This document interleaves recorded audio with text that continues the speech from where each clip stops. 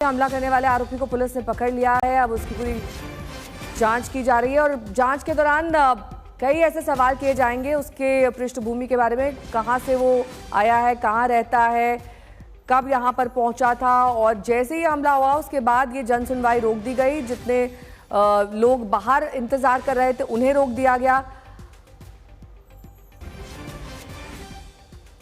आप नेता अनुराग ढांडा इस वक्त हमारे साथ जुड़ गए हैं। अनुराग, आपको क्या जानकारी मिली इस हमले के बारे में? देखिए, इनिशियल जो अभी आप लोगों के माध्यम से भी जानकारी मिल रही है, इसी तरीके की जन सुनवाई के दौरान ये घटना हुई है। और मुझे लगता है कि लोकतांत्रिक व्यवस्था में कहीं भी हिंसा का स्थान नहीं हो सकता है। और आम आदमी पार्टी इस तरह की किसी भी हरकत की या किसी हमले की पूरी तरह से निंदा करती है। ये बिल्कुल सही तरीका नहीं है। ये अलग बात है कि दिल्ली के अंदर समस्याएं पिछले दिनों में बहुत ज्यादा बढ़ रही हैं और लोग फ्रस्ट्रेट हैं, लोग परेशान हैं। बट किसी भी तरीके से इसको जायज नहीं ठहराया जा सकता है। हिंसा उसका माध्यम नहीं हो सकती है। लोकतांत्रिक व्यवस्था में इसकी कोई जगह नहीं। आरोप ये भी लगाया जा रहा है कि राजनीतिक मंशा से इस तरह का हमला किया गया। इस पर आप क्या कहेंगे? नहीं, मुझे लगता है कि वो सब पुलिस का काम है। पुलिस को उस पर जांच करने देनी चाहिए। वो अभी तक हमारे पास ऐसा कोई किसी तरह के कोई तथ्य नहीं है। और आप जो सूचना दे रहे हैं वो भी बहुत ही इनिशियल इंफॉर्मेशन है अभी की कोई इस तरह की घटना हुई है। लेकिन एक चीज पर एक राय सबको होना चाहिए कि लोकतांत्रिक व्यवस्था में इस तरह की हिंसा की कोई जगह नहीं है और उसकी सबको मिलकर के निंदा करनी चाहिए। आम आदमी पार्टी का बहुत क्लियर स्टैंड इस पर है कि इस तरह की हिंसा की हम निंदा करते हैं। ठीक है, बहुत बहुत शुक्रिया। हिमांशु मेरे सहयोगी जुड़े हुए हैं तमाम जानकारी के साथ, वहीं स्पॉट पर मौजूद हैं जहां पर दिल्ली सीएम का आवास है। हिमांशु, कौन कौन से बीजेपी के नेता पहुंच रहे हैं वहां पर सीएम से मुलाकात करने? देखिए, दिल्ली भारतीय जनता पार्टी से जुड़े तमाम नेता, जैसे हमने देखा कि जो लोग जो है दिल्ली भारतीय जो विधायक हैं, जो प्रदेश कार्यकारिणी के जुड़े हुए नेता हैं, विजय गोयल जैसे हैं, तो ये सब लोग यहाँ पर पहुँचे हैं और एक एक करके पहुँचे हैं। जैसे ही लोगों को जानकारी मिली है वो तमाम लोग यहाँ पहुँचना शुरू हुए हैं। चूँकि सांसद यहाँ पर इसलिए नहीं आ पाए क्योंकि संसद की कार्रवाई चल रही है, एक महत्वपूर्ण बिल पेश होना है। लेकिन उसके अलावा जो तमाम जो बीजेपी से जुड़े नेता हैं, जो विधानसभा के जो कार्यकर्ता हैं, वो सभी लोग यहाँ पर पहुँचे हुए हैं। और सुबह से ही यहाँ पर पहुँचने की शुरुआत हो गई थी जब लोगों ने देखा। अब सबसे बड़ी जो चीज है, अब सबकी निगाह पुलिस की तरफ है। ये जानने की कोशिश की जा रही है कि आखिर वो जो शख्स है उसकी मंशा क्या थी, उसने ये जो कृत्य किया इसके पीछे का कारण क्या था, मोटिव क्या था, क्योंकि ये बेहद महत्वपूर्ण है और वो जानने की कोशिश की जा रही है। आप देखिए, अभी भी लगातार जो वीवीआईपी हैं, जो बीजेपी के बड़े नेता हैं, वो मुख्यमंत्री के घर पे पहुंच रहे हैं। आप देखिए तो कई ऐसे जो लोग हैं।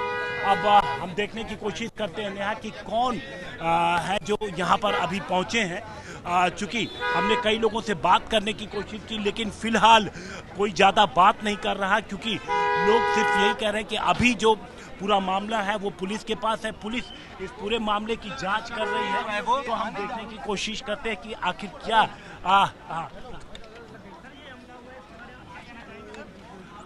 कुछ बोलना चाहेंगे? क्या जानकारी मिली आप लोगों को? तो अभी देखिए, अभी जो लोग भी यहाँ पहुँच रहे हैं तो वो लोग कोई भी मतलब बातचीत के लिए तैयार नहीं हो रहे हैं। और इस तरीके से हमने जब बात की, लेकिन जो हमारी बात हुई थी बीजेपी के लीडर से, उनका ये कहना था कि जो कुछ हुआ वो पूरी घटनाक्रम क्या है, सुबह के वक्त वो यहाँ पे पहुँचता है। क्योंकि सबसे पहले आप देखिए, ये मेन गेट है तो जन सुनवाई अंदर होती है।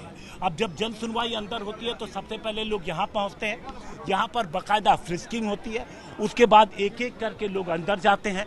फिर सीएम रेखा गुप्ता जन सुनवाई में जो तमाम लोग होते हैं उनसे मिलती हैं, उनकी शिकायतें लेती हैं। जिस डिपार्टमेंट से जुड़ी शिकायतें होती हैं, चाहे एमसीडी की हो, पुलिस की हो, जिस भी डिपार्टमेंट की शिकायत होती है वो फौरन, आप देखिए यहाँ पर डीसीपी पहुँचे लेकिन अभी वो सीधे अंदर चले गए, उन्होंने कोई बात नहीं की है।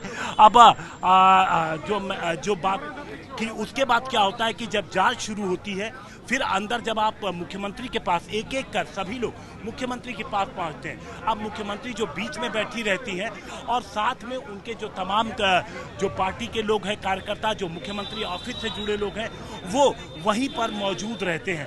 साथ साथ दिल्ली पुलिस भी अंदर मौजूद रहती है सुरक्षा के लिए, क्योंकि जाहिर तौर पर ये जो जन सुनवाई होती है इसमें दूर दूर से लोग यहाँ पर आते हैं। तो उसी में लाइन के दौरान एक शख्स वहाँ पर पहुँचता है।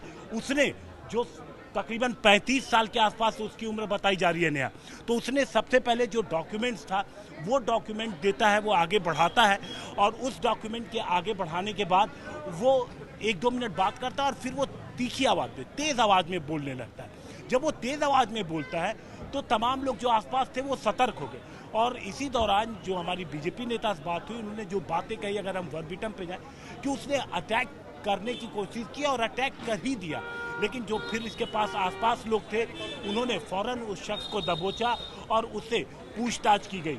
तो अब चूंकि अंदर डीसीपी हैं, ज्वाइंट सीपी लेवल के ऑफिसर हैं, तमाम लोग अंदर मौजूद हैं और उस शख्स से लगातार पूछताछ की जा रही है। पूछताछ जो चीज़ें हैं दो, एक महत्वपूर्ण पॉइंट कि इसकी वजह क्या थी, जो कुछ भी उसने किया वजह क्या थी, उसकी शिकायत क्या थी और क्या कुछ लेके यहाँ पहुँचा हुआ था, क्या उसकी शिकायत जेन्युइन थी या पॉलिटिकली मोटिवेटेड था, ये सारी चीज़ें जानने की कोशिश की जा रही है, क्योंकि तमाम नेता इस जो कुछ भी हुआ उसकी आलोचना कर रहे हैं। अब इंतज़ार करना होगा उस शख्स की जानकारी जब निकल करके सामने आए कि आखिर वो कौन था और उसने ऐसा क्यों किया, ये जानने की कोशिश की जा रही है और इसके लिए तमाम जो अधिकारी हैं वो यहाँ पर पहुँच चुके हैं ताकि जल्द से जल्द ये सारी चीज़ें जो हैं वो सामने हो जाइए।